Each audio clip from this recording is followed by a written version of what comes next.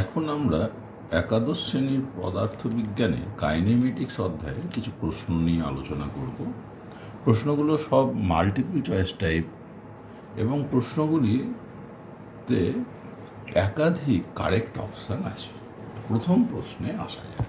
প্রথম প্রশ্নে কি বলে সেটা দেখা যাক। Consider the motion of the tip of a minute hand of A clock in 1 hour। দেখো 1 ঘন্টায় একটা মিনিট হ্যান্ডের, মিনিটের কাঁটা যে মাথাটা, তার মোশনটা নিয়ে প্রশ্ন বলছে। The displacement is 0। হ্যাঁ, মিনিটের কাঁটা 1 ঘন্টায় কিন্তু এক পাক খায় এবং যে অবস্থানে ছিল সেই অবস্থানে ফিরে আসে। সুতরাং তার টিপ বা তার মাথাটার যে ডিসপ্লেসমেন্ট সেটা 0, এটা কারেক্ট। তাহলে 1 নম্বর প্রশ্নের এ অপশান অবশ্যই correct. The distance covered is 0, তা তো নয়, পুরো অনেকটা ডিস্টেন্স কভার করেছে। দ্য অ্যাভারেজ স্পিড ইজ 0, যেহেতু ডিস্টেন্স কভার্ড 0 নয়, অ্যাভারেজ স্পিড মানে distance covered by time taken, তাহলে এটাও নন 0, তাহলে এটাও ঠিক নয়। দ্য অ্যাভারেজ ভেলোসিটি ইজ 0, হ্যাঁ, displacement by time equals to average velocity, displacement 0, সুতরাং অ্যাভারেজ ভেলোসিটি 0, তাহলে ডিও কারেক্ট আনসার। তাহলে 1-এর কারেক্ট অপশান হলো এ এবং ডি। এবার আমরা 2 নম্বর প্রশ্নে চলে যাব। 2 নম্বর প্রশ্নে কি বলছে দেখা যাক। Pick the correct statement. সঠিক উত্তরটিকে আমাদের খুঁজে নিতে বলেছে। উত্তরগুলিকে আর কি, একাধিক কারেক্ট আনসার আছে। Average speed of a particle in a given time is never less than the average velocity. হ্যাঁ, অ্যাভারেজ স্পিড মানে ডিস্টেন্স ট্রেভার্সড পার ইউনিট টাইম, আর অ্যাভারেজ ভেলোসিটি মানে ডিসপ্লেসমেন্ট বাই টাইম। কিন্তু দেখো, ডিস্টেন্স ট্রেভার্সড এটার মানটা সাধারণত তোমার ডিসপ্লেসমেন্টের থেকে বড় হয় অথবা তার সঙ্গে সমান হয়, কিন্তু ডিসপ্লেসমেন্ট কখনোই ডিস্টেন্স ট্রেভার্সের থেকে বেশি হতে পারে না। সুতরাং অ্যাভারেজ ভেলোসিটিও কখনোই বড় হতে পারে না। সুতরাং আমাদের কোশ্চেনটা কী ছিল আরেকবার দেখে নিই। Average speed of a particle in a given time is never less than the average velocity, এটা কারেক্ট অপশান। তাহলে অ্যাভারেজ স্পিডের মানটা বেশি হয় অ্যাভারেজ ভেলোসিটির থেকে, অথবা তার সঙ্গে সমান হয়। এবার বলছি, it is possible to have a situation in, এমন একটা অবস্থা পাওয়া যেতে পারে, mod of d v d t not equals to 0, অর্থাৎ ত্বরণের মান 0 নয়, but d d t of v equals to 0, অর্থাৎ বেগের মান মানে দ্রুতির পরিবর্তন কিন্তু 0। হ্যাঁ, যখন সমদ্রুতিতে বৃত্তাকার পথে একটা বস্তু ঘোরে তখন তার কিন্তু একটা ত্বরণ থাকে, অভিকেন্দ্র ত্বরণ, কিন্তু দ্রুতির পরিবর্তন হচ্ছে না, সমদ্রুতিতে ঘুরছে। সুতরাং এটা একটা সম্ভাব্য case. So it is possible to have a situation when d v d t not equals to mod of d v d t not equals to 0, but d d t of mod v equals to 0, এটাও কিন্তু পসিবল। সি, অপশান সিতে যায়। The average velocity of a particle is 0 in a time interval. Average velocity 0, that is, তার মানে আমরা কি বুঝবো, যে displacement by time equals to 0। It is possible that instantaneous velocity is never be 0। হ্যাঁ, যদি এরকম বৃত্তাকার পথে একটি বস্তু ঘুরে আসে, এ থেকে বি হয়ে আবার এতে ফিরে এলো, তাহলে অ্যাভারেজ ভেলোসিটি 0, কিন্তু সে সবসময় মুভিং, তাহলে তার তো instantaneous velocity is never be 0, এটা তো হতেই পারে। তাহলে 2-এর কারেক্ট হলো C, average velocity of a particle is 0 in a time interval. It is possible that the instantaneous velocity is never be 0 in the interval. D বলছে কি, the average velocity of a particle in a straight line, এর আগেরটা কিন্তু যে কোনো পাথে, সেই জন্য আমরা কার্ভ পাথের ক্ষেত্রে ওটা পেলাম। এবার বলছে স্ট্রেট লাইনে average velocity of a particle in a straight line is 0 in a time interval. দেখো, একটা স্ট্রেট লাইনে একটা বস্তু এ থেকে গেল বিতে, বি থেকে আবার এতে ফিরে এলো, তার অ্যাভারেজ ভেলোসিটি কিন্তু 0। ইনস্ট্যান্টেনিয়াস ভেলোসিটি দেখো, এই প্রান্তে যখন যাচ্ছে সেখান থেকে ঘোরার সময় তার ইনস্ট্যান্ট ভেলোসিটি কিন্তু 0 হয়ে যাবে। কিন্তু বলছে ইট is possible that instantaneous velocity is never 0 in the interval, তা কিন্তু সম্ভব না। কখনো কখনো এখানে ইনস্ট্যান্টেনিয়াস ভেলোসিটি কিন্তু কখনো 0 হয়ে যেতে পারছে। আমাদের কারেক্ট অপশান কী কী দাঁড়ালো দেখো, 2-এর এ, বি এবং সি। ডি এরটা কিন্তু ঠিক নয়। এইবার আমরা পরের কোশ্চেনে যাই। কোশ্চেন নাম্বার 3-তে কী বলছে? কোশ্চেন নাম্বার 3-তে বলছে, particle moves along x-axis as x equals to u into t minus 2 plus a into t minus 2 whole square. Find the correct option. Find the correct option or options. এবার কি বলেছে, initial velocity of the particle. তাহলে আমরা একবার এক্সপ্রেশনটা আরেকবার লিখে নিই, x equals to u into t minus 2 plus a into t minus 2 এর হোল স্কোয়ার। তাহলে ইনিশিয়াল ভেলোসিটিতে যাব, তার মানে ডিএক্স ডিটি বের করতে হবে। উভয় পক্ষে টি এর সাপেক্ষে ডিফারেন্সিয়েট করলাম। দেখো ইউ টি এর হলো ইউ, টি এর ডিফারেন্সিয়েশন 1, এ টি মাইনাস 2 এর হোল স্কোয়ার ছিল, এটা plus 2 into a into t minus 2। এবার কী বলেছে, initial velocity of the particle is zero. Initial velocity কী হয়, d x d t at t equals to zero. কী হচ্ছে, at t equals to zero দেখো হচ্ছে কত, ইউ তো থাকলোই, টি যদি জিরোও বসায় ইউ মাইনাস 4 তাহলে দেখো ইনিশিয়াল ভেলোসিটি যেটা বলেছিল ইউ, তা কিন্তু হলো না, এলো আমাদের কত, ইউ মাইনাস 4। সুতরাং এ কিন্তু কারেক্ট নয়। এবার বলছে acceleration of the particle is a. দেখো এই যে ভেলোসিটির যে এক্সপ্রেশন পেলাম, এটা আবার টি এর রেসপেক্টে ডিফারেন্সিয়েট করি, ডিভিডিটি মানে অ্যাক্সিলারেশন সমান কত, 2a। তাহলে acceleration of the particle is a, এটা ঠিক নয়, the acceleration of the particle is 2a, এটা ঠিক। তাহলে সি হলো কারেক্ট, 3-এর সি কারেক্ট। এবার বলছে at t equals to 2 particle is at the origin. দেখো এই যে এই এক্সপ্রেশনে x equals to u into t minus 2 plus a into t minus 2 এর হোল স্কোয়ার, এখানে টি এর জায়গায় 2 বসাও, দেখো এক্স সমান হয়ে যাচ্ছে 0। তাহলে অরিজিনেই ছিল কখন, টি ইকুয়ালস টু 2 সেকেন্ডের মাথায়। তাহলে ডি এরটাও কারেক্ট। তাহলে 3 নম্বর কোশ্চেনে আমাদের কারেক্ট আনসার হলো গিয়ে 3 নম্বর কোশ্চেনে কারেক্ট আনসার হলো গিয়ে সি এবং ডি। তাহলে 3-এর কারেক্ট অপশান সি এবং ডি, এ দুটো হলো কারেক্ট আনসার। এইবার আমরা 4 নম্বর প্রশ্নে যাওয়ার চেষ্টা করি। 4 নম্বর প্রশ্নে কি বলছে দেখা যাক। The velocity of a particle is zero at t equals to zero. Velocity zero, তার মানে পার্টিকেলটা কিন্তু সেই মুহূর্তে স্থির। The acceleration at t equals to zero must be zero. দেখো ভেলোসিটি জিরো হলেও অ্যাক্সিলারেশন থাকতে পারে। যেমন ধরো অভিকর্ষের বিরুদ্ধে একটা বস্তুকে ছুঁড়েছ, সর্বোচ্চ বিন্দুতে বস্তুটা তাৎক্ষণিক বেগ জিরো, কিন্তু অ্যাক্সিলারেশন অভিকর্ষজ ত্বরণের সঙ্গে সমান।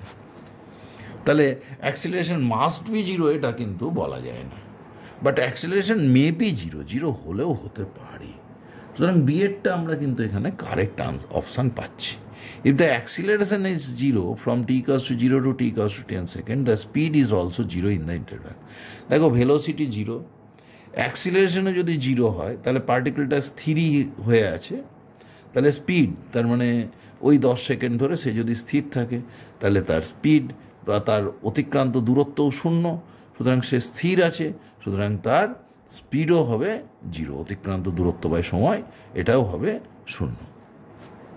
D, if the speed is zero from t equals to 0 to 10 second, the acceleration is also zero in the interval. দেখো স্পিড যদি জিরো হয়, প্রথমে পার্টিকেলটার ভেলোসিটি জিরো ছিল, এরপর স্পিড জিরো, তার মানে নির্দিষ্ট সময় অতিক্রান্ত দূরত্বও জিরো, তাহলে পার্টিকেলটা স্ট্যাটিক, সুতরাং acceleration is also zero in the interval. অর্থাৎ 0 থেকে 10 সেকেন্ড সময়ের মধ্যে, 0 সেকেন্ড থেকে 10 সেকেন্ডের মধ্যে তার কিন্তু এক্ষেত্রে এই চিন্তাভাবনা থেকে কোনো অ্যাক্সিলারেশন নেই, এটা আমরা বলতে পারি। তাহলে 4-এ ডিও হলো কারেক্ট অপশান। তাহলে 4 নম্বর কোশ্চেনের কারেক্ট অপশান হলো বি, সি এবং ডি। এইবার আমরা পরের প্রশ্নে যাওয়ার চেষ্টা করি। 5 নম্বর প্রশ্ন, এটা কি বলছে। 5 নম্বর প্রশ্নে যেটা বলছে সেটা হলো the acceleration of a particle seen from 2 frames S1 and S2 have equal magnitude. দেখো অ্যাক্সিলারেশন দেখছি একটা পার্টিকেলের দুটো ফ্রেম থেকে, S1 এবং S2 থেকে, বলছে দুটোরই ম্যাগনিটিউড সমান। ম্যাগনিটিউড সমান কিন্তু অ্যাক্সিলারেশন সমান না, দিক কিন্তু ডিফারেন্ট হতে পারে, এটা অবশ্যই মাথায় চলে আসছে। The frames must be rest with respect to each other. না, তারা যদি তাদের সাপেক্ষে যদি অ্যাক্সিলারেশন মান সমানও হয়, দিক যদি বিপরীতমুখী হয়, তাহলে ফ্রেমগুলো কখনোই একটা অন্যটার রেসপেক্টে কিন্তু রেস্টে আছে বলা যাবে না। The frames may be moving with respect to each other but neither should be accelerated with respect to other. দেখো দুজনের রেসপেক্টে, ধরো আমি স্থির আছি, তাহলে একটা ফ্রেম যেদিকে অ্যাক্সিলারেটেড, আরেকটা তো অন্যদিকে উল্টো দিকে অ্যাক্সিলারেটেড হতে পারে। তাহলে frames must be may be moving with respect to each other, neither should be accelerated with respect to other. কিন্তু যদি দুজনের অ্যাক্সিলারেশন দুটো বিপরীতমুখী হয় তাহলে একজনের সাপেক্ষে অন্যজনের ত্বরণ হয় a minus of minus a মানে টোয়াইস a, সুতরাং অ্যাক্সিলারেশন থাকবে না তা বলা যাবে না, তারা একটা রেসপেক্টে অন্যটা অ্যাক্সিলারেটেড হবে না তা বলা যাবে না। এবার বলছে acceleration of s2 with respect to s1 may either be 0 or 8 metre per second square. দেখো এখানে কি বলছে যে আমি ধরো স্থির আছি, তাহলে একটা ফ্রেম রেসপেক্টে আমি 4 মিটার পার সেকেন্ড স্কোয়ার বেগে যাচ্ছি, তার মানে সেই ফ্রেমে যদি আমি ভাবি যে আমি নিজে স্থির, তাহলে সেই ফ্রেমের acceleration 4 metre per second square. তাহলে অন্য ফ্রেমটা কি, সেটা একই ম্যাগনিচিউডে বিপরীত দিকে যেতে পারে, সর্বোচ্চ হবে -4 মিটার পার সেকেন্ড স্কোয়ার। দুটো একই দিকেও যেতে পারতো, বিপরীত দিকেও যেতে পারতো, তাহলে তারা একই দিকে গেলে তাদের রিলেটিভ অ্যাক্সিলারেশন 0 হতো, বিপরীত দিকে গেলে কত হতো, 4 আর 4 8 মিটার পার সেকেন্ড স্কোয়ার। কিন্তু দেখো এটা কি, এরা যদি একই দিকে গতিশীল হতো অথবা বিপরীত দিকে, কারণ আমার অ্যাক্সিলারেশনের ম্যাগনিচিউড দিয়েছে। এবার যদি তারা বিভিন্ন অ্যাঙ্গেলে যায়, তাহলে যদি তারা একই দিকে যায় তাহলে তাদের রিলেটিভ অ্যাক্সিলারেশন 0, বিপরীত দিকে গেলে 8 মিটার পার সেকেন্ড স্কোয়ার, আর বিভিন্ন অ্যাঙ্গেলে গেলে 0 থেকে 8-এর মধ্যে অন্য ভ্যালু পাবে। সুতরাং বলছে acceleration of s2 with respect to s1 may either be 0 or 8 metre per second square. তা তো নয়, ইন্টারমিডিয়েট অন্য ভ্যালুগুলোও থাকতে পারে, তারা বিভিন্ন দিকে গতিশীল হতে পারে, সুতরাং সিও কারেক্ট না। তাহলে ডিএরটা কি বলছে, the acceleration of s2 with respect to s1 may be anything in between 0 and 8 metre per second square. সুতরাং যখন ধরো আমি ভাবছি আমি নিজে স্থির, তাহলে দুটো ফ্রেম একই দিকেই যদি যায় 4 মিটার পার সেকেন্ড স্কোয়ার এই সমতরণে, তাহলেও তাদের রেসপেক্টে আমার যে অ্যাক্সিলারেশনের মান 4 মিটার পার সেকেন্ড স্কোয়ার হতে পারে। দুজন একই দিকে গেলে তাদের relative acceleration 0 metre per second square. যদি বিপরীত দিকে যায়, একটাই যেদিকে যাচ্ছে আর একটা বিপরীত দিকে, তাহলে তাদের রিলেটিভ অ্যাক্সিলারেশন হবে 8 মিটার পার সেকেন্ড স্কোয়ার। কিন্তু তারা যদি বিভিন্ন অ্যাঙ্গেলে যায় তাহলে অ্যাক্সিলারেশনের মান 0 থেকে 8-এর মধ্যে ভ্যারি করতে পারে, সর্বোচ্চ 8 মিটার পার সেকেন্ড স্কোয়ার। তারা বিপরীত দিকে যদি গতিশীল হয়, একই দিকে হলে 0, কিন্তু বিভিন্ন অ্যাঙ্গেলে গেলে 0 to 8-এর মধ্যে যে কোনো মান হতে পারে। সুতরাং এই যে ডি এর অপশানটি, এটি কিন্তু কারেক্ট।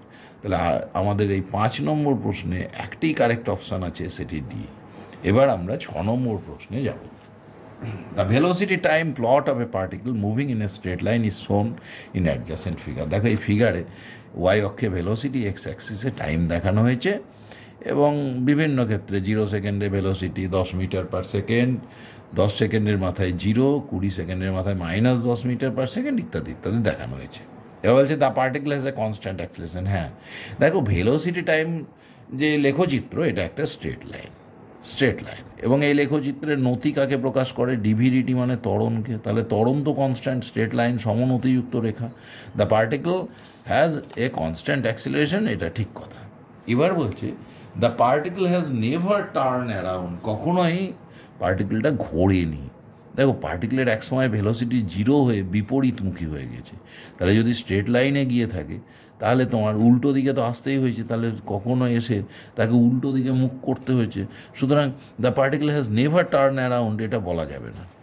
3 নম্বর প্রশ্ন, 3 number option, the particle has 0 displacement.